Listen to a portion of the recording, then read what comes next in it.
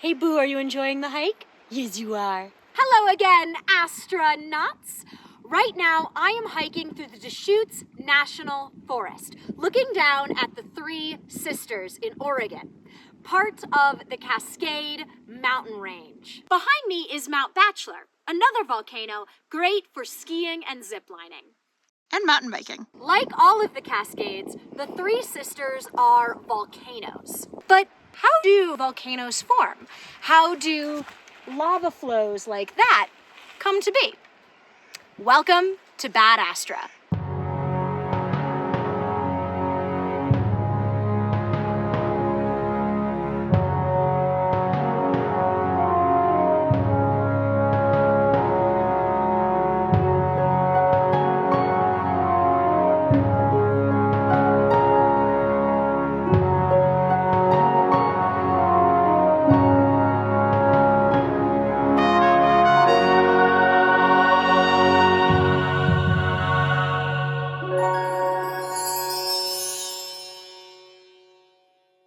I love hiking through these mountains because I love looking at rocks. Geologists use rocks as evidence of the volcanic history of the region. So let's talk about rocks. 90% of all lava rock is basalt, the most common rock on Earth. If it looks like a lava rock, it's probably basalt. It is black, high in iron, but low in silica, and forms from cooling magma.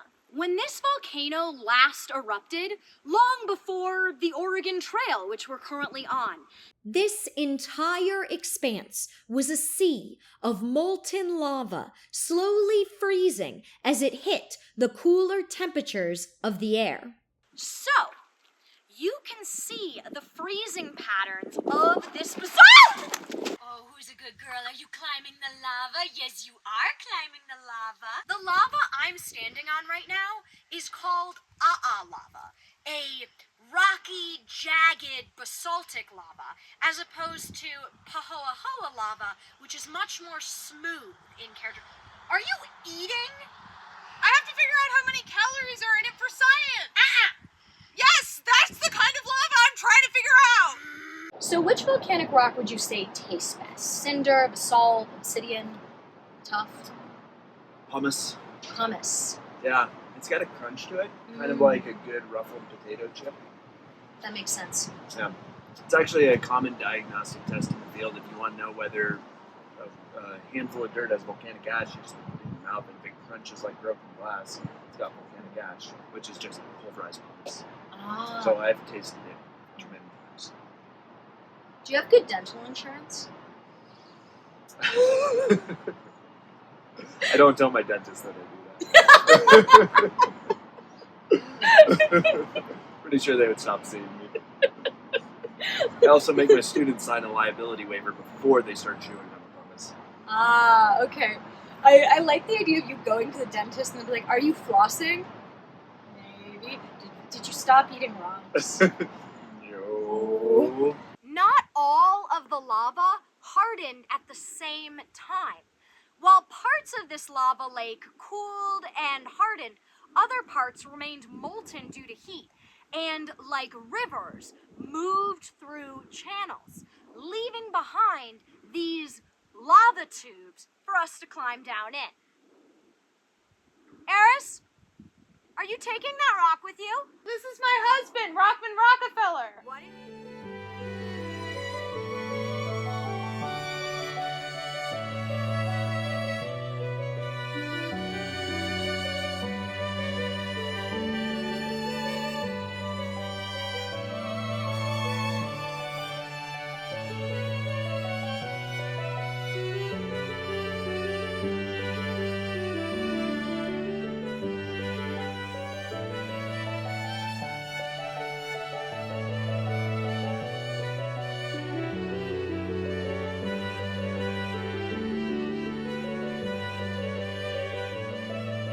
What did we say about leave no trace? Don't do it if you're married. Eris, put down the rock. I'm sorry, dear Rockman. I want a divorce! If you want to see the Three Sisters from the other side, you can walk across red cinder on Black Crater, a beautiful hike through an old burn. Forest fires are becoming a lot more common in the Pacific Northwest due to climate change, but that's a topic for another video. On this hike, you can also get amazing views of Mount Washington, Three Finger Jack, Jefferson, and Mount Hood. Cinder is just frothy basalt. It has the same iron-rich chemical makeup as regular basalt, but was formed differently in a fire fountain where lava was spurted up into the air. You can see that it has lots of little air pockets left over from that frothing process. Cinder can also turn red as all of that iron oxidizes due to weathering. Now, these rocks look really cool, but it's important that in national forests or wilderness areas, we practice leave no trace protocols and leave the rocks where we found them. No, drop it, drop it, drop it, drop it, I can't take you anywhere. I like rocks. Come on, let's go.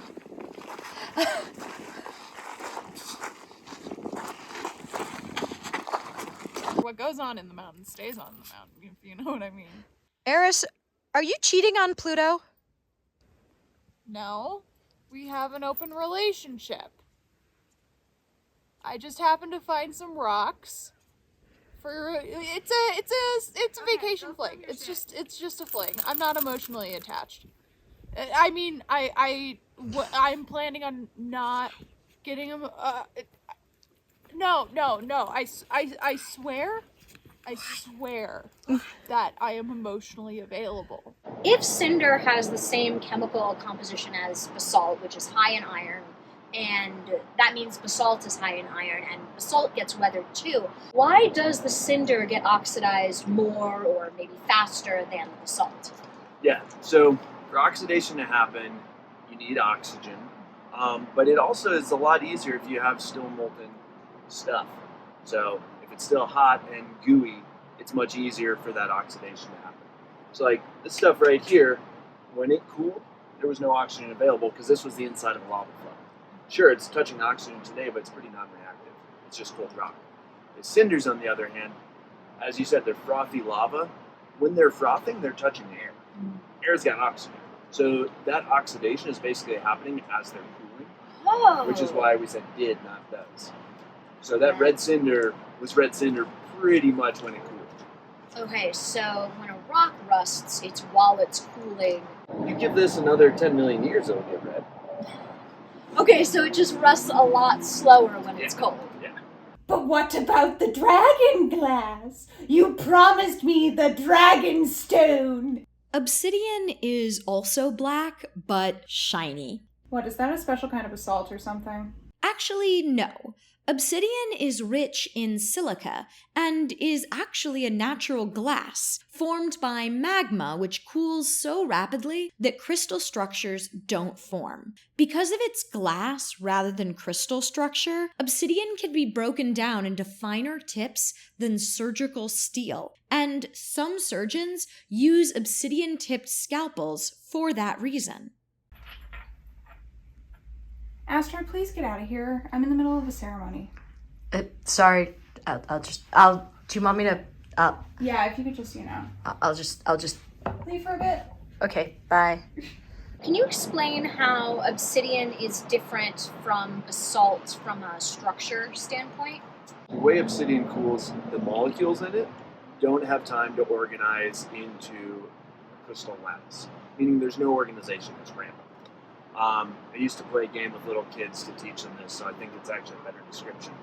So we simulated volcanic eruption. Kids run around circles like crazy. They're all the little molecules being volcanically erupted.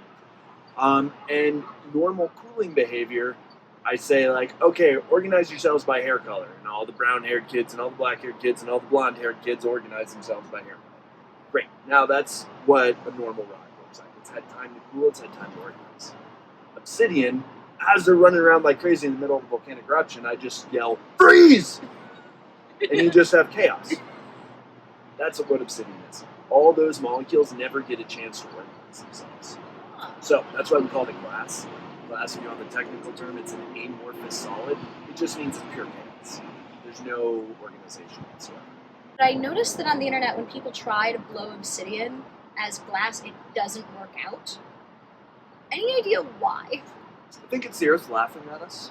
All of these rocks are caused by volcanic eruptions. But what causes volcanic eruptions? Let's do a quick crash course in plate tectonics. Earth has 4 layers. The brittle crust, which we live on. The mostly solid mantle, which makes up 84% of Earth's total volume. The molten outer core of liquid iron and nickel. And the solid, dense inner core. Heat variations in the core can cause movement in the mantle, which causes the solid plates of the crust to shift. Plate tectonics is the study of continental drift, or pieces of that solid crust moving around over the liquid mantle. This movement can cause earthquakes and volcanic eruptions in places at the boundaries between plates. In another video, we talked about different types of boundaries, but today we're going to focus specifically on a small segment of the Cascadia subduction zone, which is part of the Ring of Fire, volcanic ranges encircling the Pacific Ocean.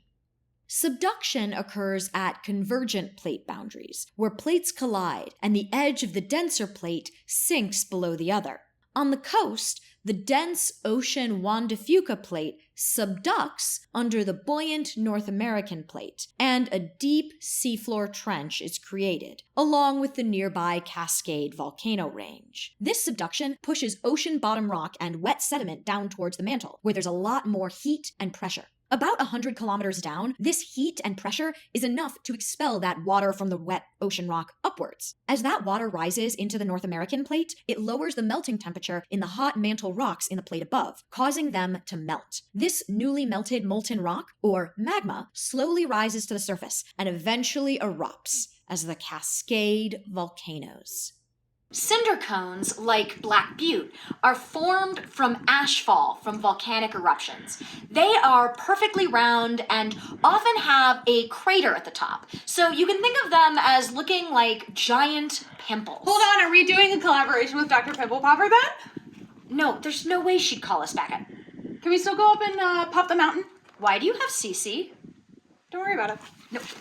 Back here!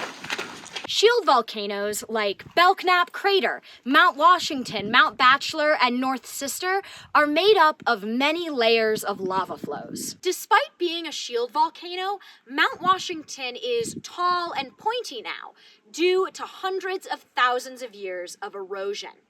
Volcanoes erode over time, and in the Cascades, that erosion is mainly due to glaciers. Mount Bachelor is younger, and therefore hasn't experienced as much erosion.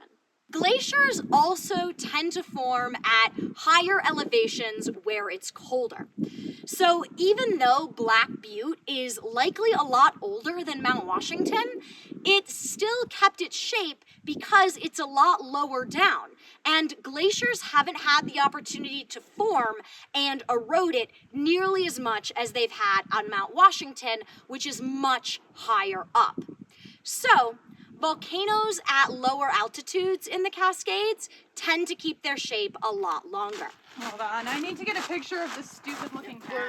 We're in the middle of talking about science, and that's kind of it does have a stupid.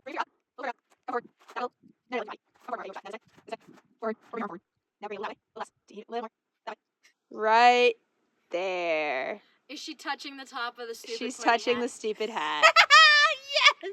Composite volcanoes, like South and Middle Sister, are made up of both ashfall and lava flows. Sometimes a volcano erupts with such force that it blows its top and forms a caldera where the peak used to be.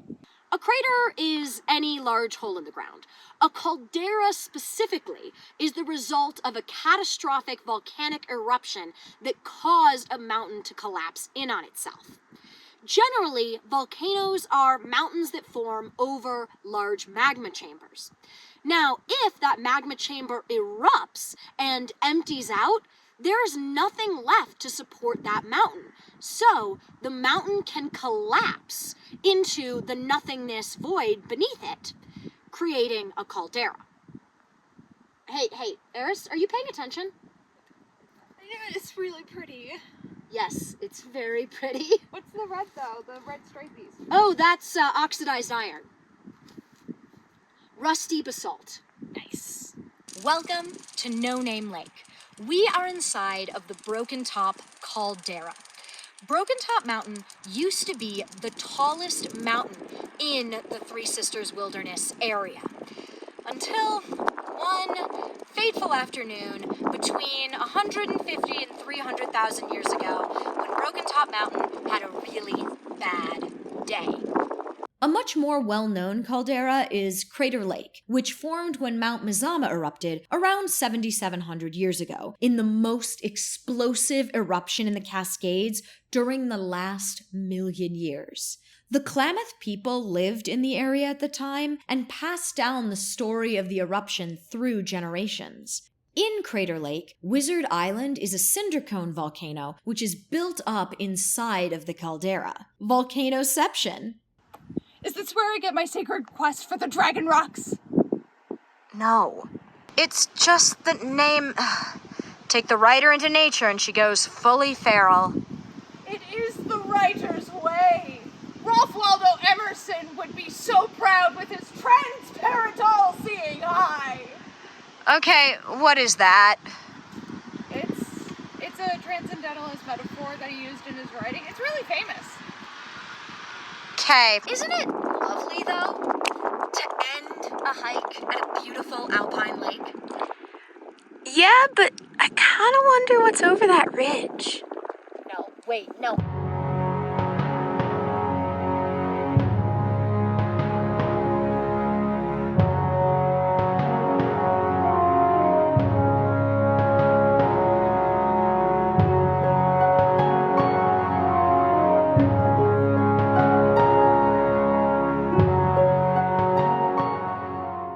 Wow, you can see all the way to Mount Hood from here.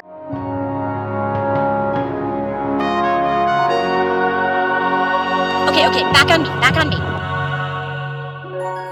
Behind me are the Three Sisters, south, middle, and north. Much like Broken Top, they are also volcanoes in the Cascades region, for which the Three Sisters Wilderness was named. No worries though, much like Broken Top, which is very extinct, North and Middle are also very extinct. South Sister is dormant, so we shouldn't have to worry about it. You know, Mount St. Helens was also dormant. Science is a process. And we could summon the end times if we find the wizard on the island. Eris! Eris, get back here! Eris! I give up. Maybe taking her out to the Oregon wilderness was a bad idea.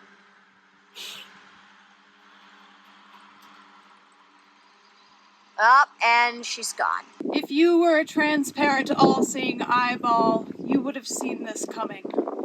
On average, there have been around 1 to 2 eruptions per century in the Cascades over the last 4,000 years, including Mount St. Helens in 1980. Based on current tectonic activity, future eruptions are certain. What are the different types of ways a volcano can erupt? It either blows itself to bits, explosively, that's dangerous, or it oozes lava. That causes pretty colors. The 2018 USGS National Volcanic Threat Assessment labels half of their 18 very high threat volcanoes as the Cascade Peaks, including the Three Sisters. Professor Hal Wershow of Central Oregon Community College rates a catastrophic eruption like Mount St. Helens or Mount Mazama, now Crater Lake, as an unlikely worst-case scenario, which could spread crop and lung-destroying ash across several states. I don't think we've got a lot to worry about in the next 20 years. comes from our Cascade Volcanoes. Don't prove me wrong, please. A more likely terrible scenario would be a lahar, or a volcanic mudflow. Lahars can bury entire towns, killing thousands. Lahars are weird ones because they aren't necessarily part of the eruption. They often are, but don't have to. Basically, you need three things to make a lahar. Here's your ingredients. Number one, you need a lot of ash. Ash is not what happens when you burn a tree. Different type of ash. This ash is pulverized lava flow. It's shards of volcanic glass. So you need a lot of ash, and that comes from our explosive eruptions. That does not come from the oozy ones. Okay. Mount St. Helens, 1980, yes. Lots of ash. Now you need water. Water can come from usually 3 different sources. Number one, you can melt a glacier. That's what Mount St. Helens did. Great source of water. And that does happen during an eruption. You could have a big lake full of water, and that could be on your volcano. If Crater Lake erupted today, that could be your water source. Or number 3, and this is what happens in places like Indonesia, they have a rainy season with heavy-duty monsoons. The third ingredient, you need a steep slope. Our tall, pointy volcanoes are very good at providing that. So if you have a steep slope and a lot of water and a lot of ash, now you have mud going downhill at high velocity. That mud is strong enough to pick up rocks like this, as well as houses and logging trucks and trees and anything else in their path. Grab them and just rip them along and take them for a ride. Central Oregon, the last ash eruption we had was about 2,000 years ago on South Sister. And there's plenty of pumice right around there, but most of the ash has been blown off or incorporated into the soil. So we don't have an imminent lahar risk in Central Oregon without an eruption. There's other ways we can get nasty things. They're called debris flows. That's a whole other topic. What is a debris flow? Okay, we'll go into this I want quickly. to know. So this is where climate change is creating things just like lahars that can kill us today. So we've got our tall pointy volcanoes. Tall pointy volcanoes. You're fine here, just don't go to Sisters. Tall pointy volcano. Glaciers start retreating. Glacier leaves behind a pile of rocks called moraine. The moraine's a dam. And behind that dam is a lake because we just melted a glacier. I like to go backpacking at Moraine Lake. Yeah. Moraine Lake's actually not a big problem. No Name Lake is the problem. Welcome to No Name Lake. I've been to No Name Lake twice in the past 3 weeks. We filmed a Perfect. bunch of this video at No Name Good. Lake. So, fun fact, October 7th, 1966, No Name Lake had a debris flow come out. But basically what happens is you've got a dam made of loose debris. That's not very stable. You've got a lake behind the dam. All you need to do is drop a large rock into the lake or maybe a large amount of snow or ice. These things happen pretty frequently. And now you create a little bathtub tsunami that spills over the top, cuts down, and next thing you know, you have this charging mass of rocks from the moraine that are being fueled by water that's going steeply downhill. You hike up that little waterfall to get to Yeah. That's where the debris flow came from. Yeah. Isn't that So cool? we're hiking up a debris flow? Oh, totally. That's Yeah. so cool. It is. Oh, so that's what all those rocks at the bottom Yeah. are. Oh, cool. Yeah. Oh, nice. Yeah, so one of those could happen Those at are any pretty. moment. They're totally cool and totally deadly, just like a lahar. So Sisters is in the direct runout zone of a number of those glacially dammed lakes. That's not the right way of putting it. Moraine dammed lakes in front of melting glaciers in the Three Sisters. And so I think the most dangerous one's called Carver Glacier, with Carver Lake in front of it. That's on South Sister. And if that one breaches its moraine, then the debris flow goes flying down the White Juice and goes into Sisters and spills out and kills a bunch of people there. So that could happen at any moment. But Sisters has really good coffee shakes and food trucks. Don't forget Sisters Bakery. Sweet Easy is where it's at. They have 5 flavors of coffee ice cream. Yeah, so maybe we should take some coffee ice cream, go up to Carver Glacier, and dump the ice cream on the glacier to protect it from melting. Keep it awake, yeah. And keep it awake. Keep it alert. Alert. Just Yes. vigilant. Yes. You gotta keep the glacier vigilant. That makes sense. The more we anthropomorphize our glaciers, the better. There could also be a fire fountain lava flow, like the current Kilauea eruption, which would be great for tourism and may cause property damage, but are slow-moving and probably wouldn't result in any fatalities. Astra out.